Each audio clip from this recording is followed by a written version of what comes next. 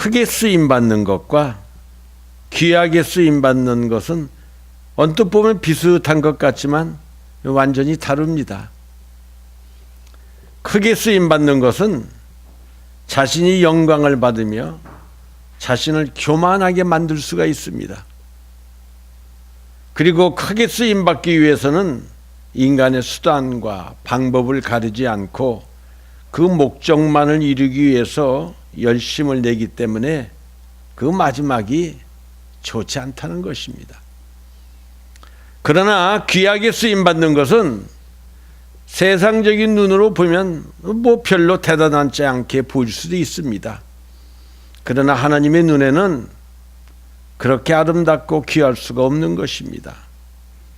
하나님은 지금도 귀하게 쓰임받을 수 있는 사람을 찾고 계신다는 것입니다. 큰 집에는 금과 은그릇이 있을 뿐만 아니라 나무와 질그릇도 있고 귀히 쓰는 것도 있고 천하게 쓰이는 그릇도 있다고 합니다. 신방에 가보면 이제 다이닝룸에 아주 유리 안에 아름답게 넣어놓은 그 안에 차이나 크로셋 안에 아주 귀한 그릇들이 있습니다. 그 그릇은 1년에 한두 번 쓸 수 있는 그릇인가? 왜? 너무나 귀한 것이니까. 그러나 부엌 찬장에 있는 그릇은 그냥 막 쓰는 그릇입니다. 그래서 큰 집이라고 하는 것은 지금 우리가 속해 있는 교회를 상징하고 있는 것입니다. 교회 안에는 여러 가지 학벌과 문벌과 또 지식의 차이와 부의 차이와 여러 가지 사람들로 구성되어 있는 것이 교회인 것입니다. 큰 일을 할 수 있는 사람도 있고 특별한 일들을 잘하는 독특한 재능을 가진 사람들도 있습니다.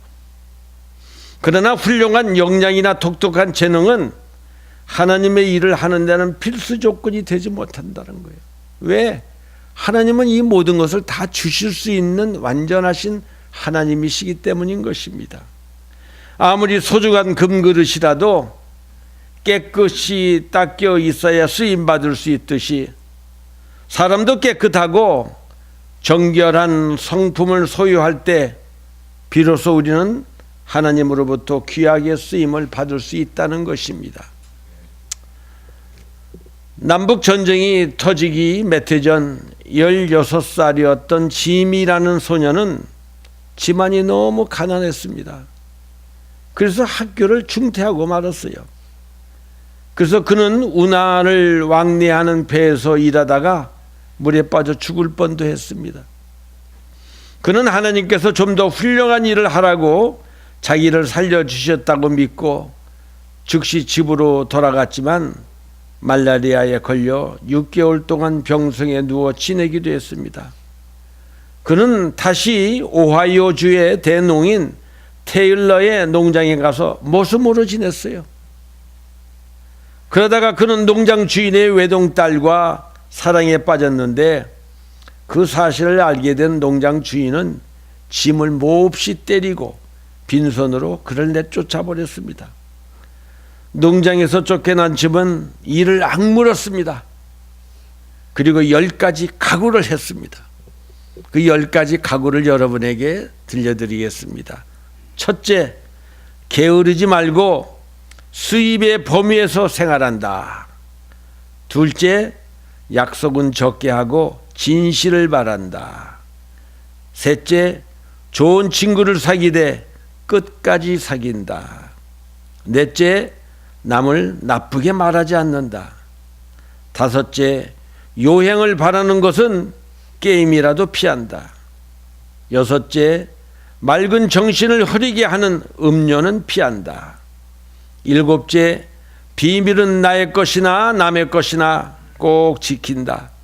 여덟째, 돈은 마지막 순간까지 빌리지 않는다. 아홉째, 행동에 책임을 지고 남의 탓으로 돌리지 않는다. 10번째, 잠들기 전에 꼭 기도하며 반성의 시간을 갖는다. 이런 10가지 각오를 세우고 그는 그대로 실천하려고 애를 쓰고 노력했습니다. 이 사람이 누군지 아십니까? 나중에 이 소녀는 미국의 대통령 제임스 가필드가 된 사람입니다. 아무리 높은 학문과 지식을 가지고 모든 것을 갖춘 사람이라 할지라도 그가 하나님의 종으로 하나님의 일에 쓰임받지 못한다면 세상 사람들에게는 존경을 받을지 몰라도 하나님에게는 아닌 것입니다. 내가 성공하고 출세하는 거 정말 중요합니다. 우리는 이 세상에서 열심히 성실히 살아야 합니다. 그러나 더 중요한 것은 내가 하나님 앞에 귀하게 쓰임받는 사람이 되는 것입니다.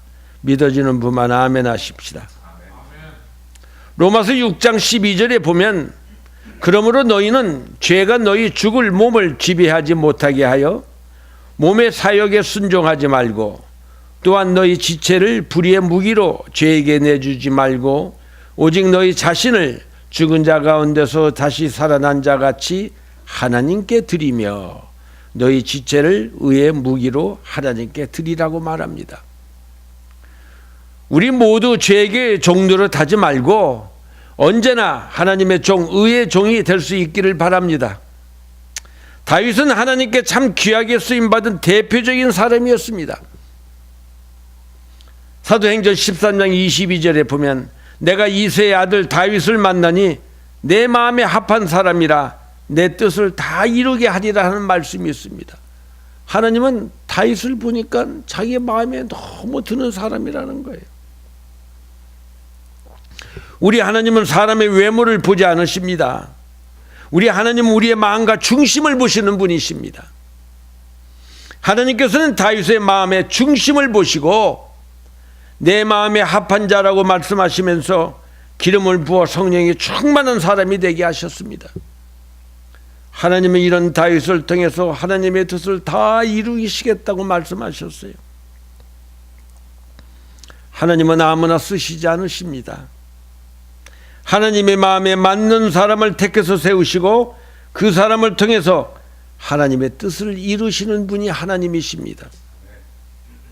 그 말씀이 빌립보서 2장 13절에 기록합니다.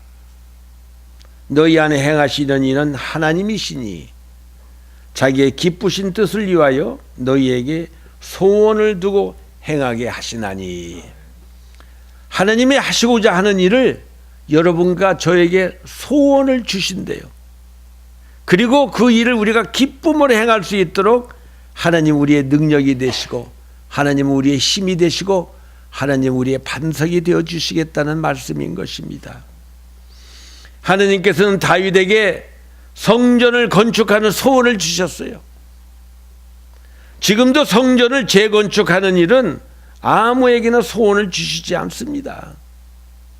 하나님의 마음에 합한 사람에게 그런 소원을 주시는 것입니다. 교회 하는 일, 십자가를 하나 다는 일, 교회 리모델링 하는 일, 여러분 이런 일은 하나님의 마음에 합한 자에게 그런 소원을 주신다는 거예요. 믿으시는 분만 아멘 하시기 바랍니다. 그래서 다윗 왕은 자기 아들 솔로몬으로 하여금 성전을 건축할 수 있도록 필요한 모든 것을 하나님이 다 준비해 주셨어요. 모세도 하나님께 귀하게 들어서셔서 하나님의 능력이 임하니까 홍해가 갈라집니다. 말의 쓴물이 단물이 되는 큰 역사가 일어납니다. 우리 모두가 하나님의 귀한 일, 하나님께 영광을 받으시는 일, 하나님의 복된 일에 쓰임받는 귀한 그릇이 다 될 수 있기를 예수님의 이름으로 축원합니다. 그러면 하나님이 귀 쓰시는 그릇이 되려면 우리는 어떤 사람이 되어야 하는 것입니까? 첫째, 오늘 본문의 말씀을 보면 하나님이 귀 쓰시는 그릇이 되려면 자기를 깨끗해야 한다는 거예요. 우리가 자기 자신을 깨끗하기 위해서는 철저한 회개가 있어야 됩니다. 디모데 후서 2장 21절에 보면 그러므로 누구든지 이런 것에서 자기를 깨끗하게 하면 귀 쓰는 그릇이 되어 거룩하고 주인의 쓰심에 합당하며 모든 선한 일에 예비함이 되리라고 말씀하십니다.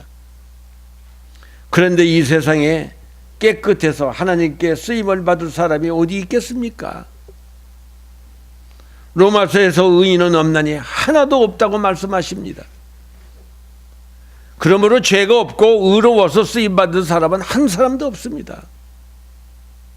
하나님이 들어 쓰시는 사람은 철저히 회개해서 성령을 선물로 받는 사람인 것입니다. 대부분 우리들의 문제는 철저한 회개가 없다는 것입니다. 회개는 성령을 선물로 받을 때까지 해야 하는 것입니다. 오늘날 기독교의 최대 위기가 무엇입니까? 바로 적당히 예수 믿고 다 천국에 가겠다는 것입니다. 아멘 할렐루야, 나는 하나님의 자녀가 되었습니다. 나는 나의 모든 죄를 다 용서받았습니다. 그리고 그 사람은 또 죄를 짓게 됩니다. 그래서 그 사람의 신앙에 깊이가 없고 그의 신앙은 감정적이고 신뢰성이 없는 것입니다. 회개의 깊이가 바로 신앙의 깊이인 것입니다. 마음 깊은 곳에 숨어 있는 뼈와 우리의 살 속에 박혀 있는 그 무서운 죄악들을 하나씩 하나씩 끄집어내어 회개하지 않고 단지 몇 마디로 회개를 끝내버렸기 때문에 깊은 영적인 은혜가 그 사람에게 임하지 않는 것입니다. 그릇이 귀하게 쓰임받으려면 무엇보다 깨끗해야 합니다. 밥상을 차릴 때 밥이나 국을 더러운 그릇에 담는 사람이 하나도 없습니다. 비록 값이 비싸고 아름다운 그릇이랄지라도 깨끗하지 않으면 힘들게 준비한 그릇은 절대 담지 않습니다. 하나님의 사람을 쓰실 때도 이와 같습니다. 하나님의 쓰시는 그릇은 무엇보다도 깨끗한 그릇인 것입니다. 이것은 곧 죄를 회개하여 마음과 영혼을 정결하게 한 그런 사람을 하나님이 쓰신다는 것입니다. 하나님은 찌그러지고 볼품없는 그릇이라도 깨끗한 그릇은 쓰실지언정 깨끗하지 않는 금그릇, 은그릇은 쓰시지 않습니다. 그러므로 우리가 귀히 쓰는 그릇이 되려면은 죄를 온전히 회개하고 하나님의 보시기에 거룩하고 깨끗한 사람으로 거듭나야 되는 것입니다. 세상 사람들은 개천에 용이 나는 시대는 지났다고 합니다. 그건 하나님의 능력을 무시하는 말입니다. 지금도 개천에서 용이 납니다. 깨끗하고 정결한 마음을 가지고 야훼 하나님을 온전히 바라보고 의지하는 사람은 하나님이 높여주십니다. 다윗이 바로 그런 사람이었습니다. 다윗은 자기 아버지에게도 인정받지 못한 막둥이였습니다. 양이나 치고 아버지 눈에 벗어난 아들이었습니다. 그러나 하나님은 그 다윗을 들어서 위대한 이스라엘의 왕을 삼으셨습니다. 이 세상에서 가장 행복한 사람이 누굽니까? 다윗은 시편 32편에서 허물의 사함을 얻고 그 죄의 가리움을 받은 사람이 복 있는 사람이요 행복한 사람이라고 고백합니다. 회개는 정직하게 해야 하는 것입니다. 하나님 앞에서는 속일 수 있는 것이 아무것도 없습니다. 다 드러나게 됩니다. 하나도 감출 수가 없습니다. 그래서 우리는 하나님 앞에 나올 적에는요 발가벗은 몸으로 나와야 되는 거예요. 뭐 내가 하나님 앞에 감출 게 뭐가 있겠어요. 하나님은 우리의 모든 걸 다 알고 계시는 분이십니다. 다윗이 죄를 범했을 때 회개하면서 이렇게 기도합니다. 시편 51편 10절이죠. 하나님이여 내 속에 정한 마음을 창조하시고 내 안에 정직한 영을 새롭게 해달라고 기도합니다. 정직하지 못해 저질렀던 그 죄를 회개하면서 정직한 영을 새롭게 해달라고 기도합니다. 사도행전 2장에 보면 베드로가 너희가 십자가에 못 박힌 이 예수를 하나님이 주와 그리스도가 되게 하셨다고 설교를 합니다. 이때 많은 사람들이 마음에 찔려 형제들아 그러면 우리가 어떻게 하면 좋으냐고 묻습니다. 베드로가 말하죠. 너희가 회개하여 각각 예수 그리스도의 이름으로 세례를 받고 죄사함을 받으라. 그리하면 성령을 선물로 받으리라. 철저히 회개하면 하나님이 성령을 부어주십니다. 우리는 넘어지고 또 쓰러질 수밖에 없는 나약한 사람들입니다. 그러나 성령님이 나와 함께 하시고 우리를 도와주시면 우리는 죄를 이기고 거룩한 삶을 살 수 있는 그런 사람이 될 수 있다는 것입니다. 그래서 우리는 철저한 회개가 필요한 것입니다. 우리의 죄를 하나님 앞에 낱낱이 자복하고 나 때문에 죽으신 주님의 십자가를 바라보면서 우리는 주님을 깊이 묵상할 수 있는 시간이 필요한 것입니다. 주의 십자가를 깊이 묵상한 사람은 죄를 함부로 지을 수가 없습니다. 저 유명한 선 어거스틴이 회심을 한 후에 길을 가다가 옛날과 함께 어울리던 거리의 여인을 만나게 됩니다. 그 여인은 어거스틴을 보면서 너무나 좋아가지고 쫓아오면서 말합니다. 저예요. 어거스틴이 못 본 척하고 지나가려 하니까 저예요. 저 몰라요. 그러니까 어거스틴이 돌아보면서 너는 너지만 나는 나가 아니란 말이야. 너는 너지만 나는 옛날의 내가 아니다. 나는 새 사람이 되었다고 고백했습니다.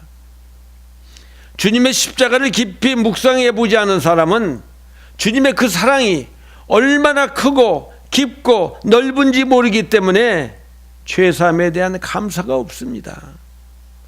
죄사함에 대한 기쁨도 없습니다. 그리고 용서가 없는 것입니다. 그리고 주님을 위해서 고난을 받으려고 하지 않습니다. 또 자신의 십자가를 지려고 하지도 않습니다. 예수를 좀 믿다가 조금이라도 고난이나 아픔이 있으면 그걸 참지를 못합니다. 그러나 주님의 십자가를 깊이 생각하고 눈물 흘리며 기도한 경험이 있는 사람은 죄를 자꾸 멀리하려고 합니다. 그리고 주님께 감사하고 주님을 위해 살고자 하는 마음이 생기기 때문에 주님을 위해 십자가를 기쁨으로 지을 수가 있는 것입니다. 그러므로 우리에게는 철저한 회개가 있어야 합니다. 그리고 변하여 새 사람이 되어야 합니다. 이럴 때 회개에 합당한 열매를 맺게 되는 것입니다. 이민 사회가 얼마나 바쁩니까? 여러분 언제 기도할 수 있겠어요? 특별히 우리 교회는 금요일 날 날짜를 정하고 하나님 앞에 부르짖고 기도하는 시간을 갖기를 원합니다. 얼마나 좋은 성전입니까? 하나님 말씀 붙들고 그리고 찬양을 들으면서 성령께서 우리 자신을 바라볼 수 있는 은혜를 부어주십니다. 그러면 우리는 우리 몸 안에 있는 모든 죄악들을 하나씩 덜쳐버리고 예수님의 거룩한 보혈의 피로 씻음을 받아서 어둡고 답답한 마음으로 교회에 왔지만 기도하고 나간 후에는 기쁨이 충만한 사람이 되어서 우리는 또 한 주를 하나님의 은혜 가운데 성공하며 승리하며 살 수 있는 것입니다. 두 번째, 우리 자신을 깨끗하기 위해서는 우리 안에 있는 욕심, 탐심을 버려야 합니다. 갈라디아서 5장 24절에 보면 그리스도 예수의 사람들은 육체와 함께 그 정과 욕심은 십자가에 못 박았다고 말씀하십니다. 정과 욕심은 십자가에 못 박지 않은 사람은 시험을 이길 수가 없습니다. 이 세상에는 우리를 넘어지게 하는 시험이 얼마나 많은지 모릅니다. 야고보 사도는 여러 가지 시험이라고 말했고 베드로 사도는 실현하려고 오는 불같은 시험이라고 말합니다. 그러나 아무리 시험이 많아도 우리가 다 그 시험을 받게 되는 것이 아닙니다. 시험을 받게 되는 것은 내 안에 욕심이 있기 때문에 그렇습니다. 야고보서 1장 13절에 보면 사람이 시험을 받을 때 내가 하나님께 시험을 받는다 하지 말지니 하나님은 악에게 시험을 받지도 아니하시고 친히 아무도 시험하지 아니하신다고 말씀하십니다. 욕심이 없으면, 탐심이 없으면 시험이 와도 시험에 들지 않습니다. 그런데 욕심과 탐심에 이끌려서 미혹이 되면 시험이 될 수 없는 것도 자꾸 시험이 되고 마귀가 역사하기 때문에 자꾸만 죄를 짓게 되는 것입니다. 여러분, 이 욕심이 얼마나 무서운지 모릅니다. 야고보서 1장 14절에 보면 오직 각 사람이 시험을 받는 것은 자기 욕심에 끌려 미혹됨이니 욕심이 잉태한 적 죄를 낳고 죄가 장성한 즉 사방을 낳느니라. 내 사랑하는 형제들아 속지 말라고 얘기합니다. 가룟 유다는 아무도 모를 것이라고 생각하고 우리 예수님을 은 30에 팔아버렸지만 예수님은 이전에 다 미리 알고 계셨습니다. 그러므로 우리가 언제나 깨끗한 마음을 유지하려면 욕심과 탐심을 버려야 하고 무엇보다도 기도와 하나님의 말씀으로 무장되어 있어야만 되는 것입니다. 하나님은 내가 거룩하니 너희도 거룩하라고 말씀하십니다. 두 번째로 하나님이 귀 쓰는 그릇이 되려면 우리는 순종이 되어야 됩니다. 제가 요새 세 가지를 여러분에게 얘기하죠. 하나님에 대해서 절대 긍정입니다. 하나님에 대해서는 의심이 없습니다. 문제가 생기면 내게 문제가 있는 것이지 하나님은 나 야훼는 변혁지 않는 하나님이라고 그랬어요. 우리는 하나님을 바라볼 때는 절대 긍정입니다. 아멘입니까? 두 번째는 절대 순종입니다. 하나님의 말씀에 무조건 토를 다는 게 아니에요. 절대 순종이에요. 세 번째, 절대 감사합니다. 내 인생의 실패도 하나님의 계획 가운데 있다면 할렐루야입니다. 아멘입니까? 사울왕은 아말렉 원수를 다 멸하고 모든 짐승들까지 다 멸하라는 하나님의 말씀에 순종하지 않았어요. 사무엘상 15장 22절에 보면 사무엘이 가로되 야훼께서 번제와 다른 제사를 그 목소리 순종하는 것을 좋아하신 같이 좋아하시겠나이까? 순종이 제사보다 낫고 듣는 것이 수양의 기름보다 나으니 이는 거역하는 것은 사슬의 죄와 같고 완고한 것은 사신 우상에게 절하는 죄와 같음이라. 왕이 야훼의 말씀을 버렸으므로 야훼께서도 왕을 버려 왕이 되지 못하게 하셨나이다. 사울은 처음 시작은 좋았는데 끝이 안 좋았어요. 초대 이스라엘 왕으로 부르심을 받았지만 하나님 앞에 순종하지 못해서 그런 하나님 앞에 버림받고 말았습니다. 우리가 하나님 앞에 예물 드리는 것, 예배 드리는 것, 봉사하는 것도 얼마나 귀한지 모릅니다. 그러나 하나님은 이런 제사보다, 이런 예배보다 하나님의 말씀을 듣고 순종하는 것을 더 좋아하신다는 것입니다. 순종하면서 예배 드리고 순종하면서 봉사하는 것이 하나님을 기쁘시게 하는 것입니다. 우리 하나님은 순종하는 자를 이렇게 축복하여 주십니다. 그리고 순종하는 자를 하나님은 귀하게 여겨주시는 것입니다. 여러분 하나님의 축복받기를 원하십니까? 하나님의 기뻐하시는 사람이 되기를 원하십니까? 하나님 앞에 귀하게 쓰임받기를 원하십니까?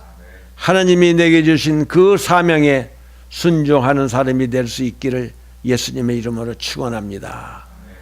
복 받는 건 아주 어려운 거 아닙니다. 복 받는 건 아주 쉽습니다. 그분의 마음에만 들면 되는 겁니다. 하나님이 원하시는 것은 우리의 마음이에요. 우리가 하나님을 얼마나 신뢰하고 하나님을 얼마나 사랑하고 하나님을 얼마나 의지하는 것을 하나님이 보시는 거예요. 하나님에게는 부귀와 영화와 지혜와 지식 모든 것을 하나님은 다 가지고 계신 분이에요. 그래서 그분이 마음만 먹으면 우리에게 뭐든지 우리에게 부어주실 수 있는 전지전능하신 하나님, 완전하신 하나님, 그 하나님을 믿을 수 있기를 바랍니다. 세 번째, 하나님이 귀 쓰는 그릇이 되려면 사랑이 많은 사람이 되어야 돼요. 예수를 믿어도 강박한 사람이 있습니다. 늘 사람을 율법에 잣대로 재가지고 그런 사람에게는 마음에 기쁨이 없어요. 예수를 믿는 사람 중에 은혜가 넘치는 사람과 하나님의 율법으로 가득 차 있는 사람 차이가 엄청나게 납니다. 율법에 매여 있는 사람은 얼굴에 기쁨이 없어요. 그나가 은혜에 있는 사람은 항상 기쁨이 너무 충만해가지고 여러분 그분 얼굴만 봐도 우리가 큰 은혜가 받게 되는 것입니다. 고린도전서 13장 1절 이하에 보면 내가 사람의 방언과 천사의 말을 할지라도 사랑이 없으면 소리나는 구리와 울리는 괭가리가 되고 내가 예언하는 능력이 있어 모든 비밀과 모든 지식을 알고 또 산을 옮길 만한 모든 믿음이 있을지라도 사랑이 없으면 내가 아무것도 아니요. 내가 내게 있는 모든 것으로 구제하고 또 내 몸을 불살에게 내줄지라도 사랑이 없으면 내게 아무 유익이 없느니라.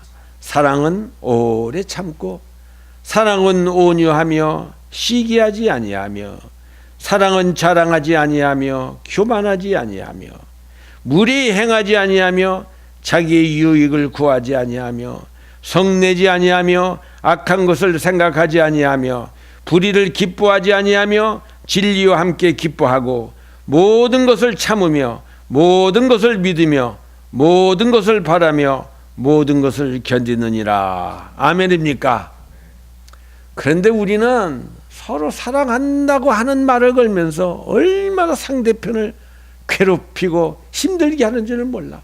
말하면 내가 너를 사랑하기 때문에 그렇대.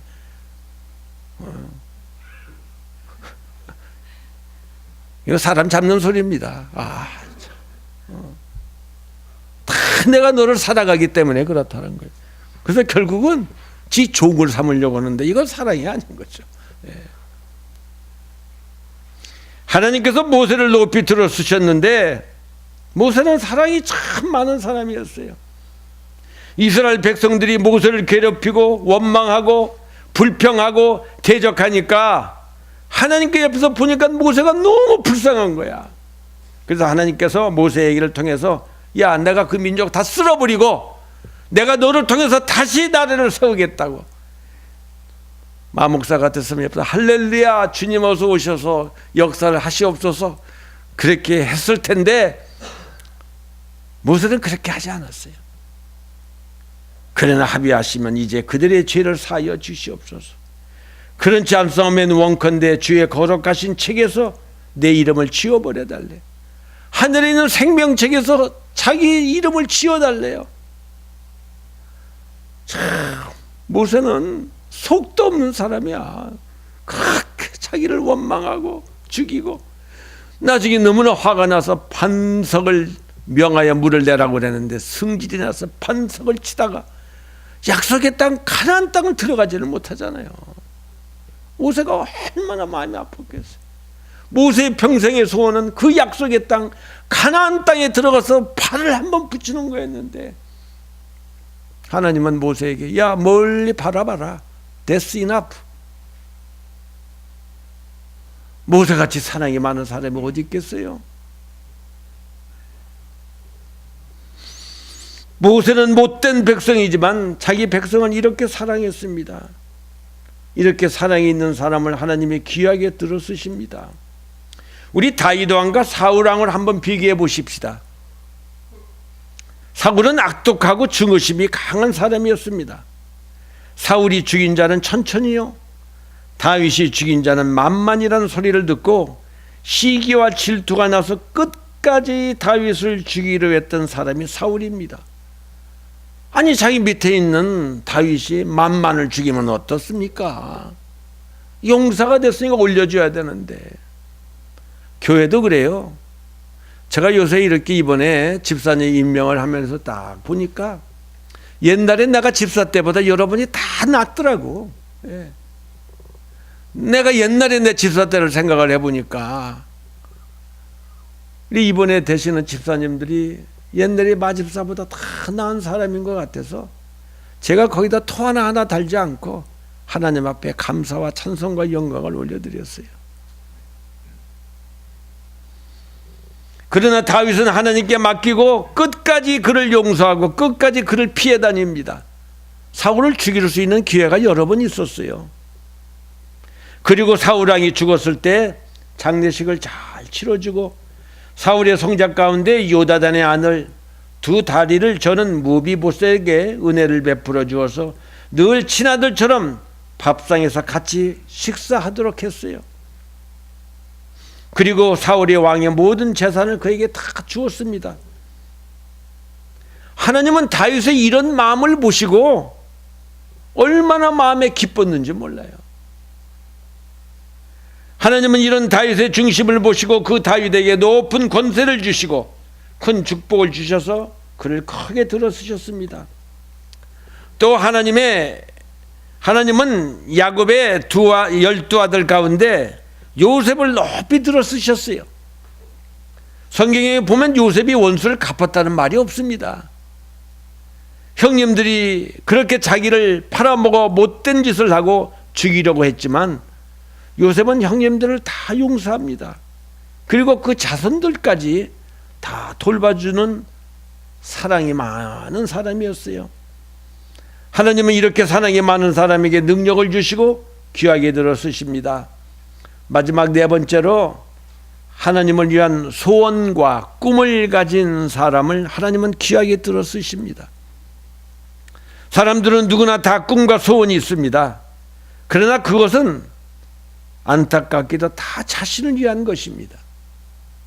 그러나 하나님이 귀히 쓰시는 사람은 그렇지가 않습니다. 야곱은 욕심이 많은 참 얌체입니다. 그러나 하나님을 향한 소원과 꿈이 있었기에 그에게 축복의 문이 열립니다. 창세기 28장 20절 이하에 보면 야곱이 소원하여 가로되 하나님이 나와 함께 계시사 내가 가는 이 길에서 나를 지키고 먹을 양식과 입을 옷을 주사 나로 평안히 아비 집으로 돌아가게 하시오면 야훼께서 나의 하나님이 되실 것이요 내가 기둥으로 세운 이 돌이 하나님의 전이 될 것이요 하나님께서 내게 주신 모든 것에서 10분의 1을 내가 반드시 하나님께 드리겠나이다 하였더라. 하나님이 나와 함께 계시는 소원과 꿈이 하나님을 기쁘게 만들었어요. 그래서 20년 후에는 거부가 되어서 야곱은 아버지 집으로 돌아올 수가 있었습니다. 우리 모두 하나님이 귀하게 쓰시는 그릇이 되기를 원합니다. 하나님께 귀하게 쓰임받는 사람이 되려면 첫째, 자기를 깨끗이 하는 사람입니다. 두 번째, 하나님께 순종하는 사람입니다. 세 번째는 사랑이 많은 사람이 되어야 합니다. 네 번째, 하나님께 대한 소원과 꿈이 있는 사람이 되어야 합니다.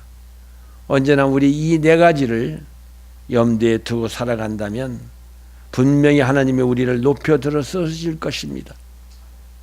하나님이 우리를 귀하게 쓰시면 하나님의 능력이 내 능력이 됩니다. 아멘입니까? 하나님의 지혜가 내 지혜가 됩니다. 그리고 하나님의 방법이 내 방법이 될 수 있습니다. 우리 모두 이런 축복을 받아들이며 살 수 있는 깨끗한 그릇이 되어서 하나님 우리 아버지로부터 귀한 그릇으로 끝까지 쓰임받을 수 있기를 예수님의 이름으로 축원합니다. 아멘. 우리 찬송가 305장 찬양 주님께 드리고 우리 주님 앞에 우리 몸과 마음을 드리는 헌신의 기도를 함께 할 수 있기를 바랍니다.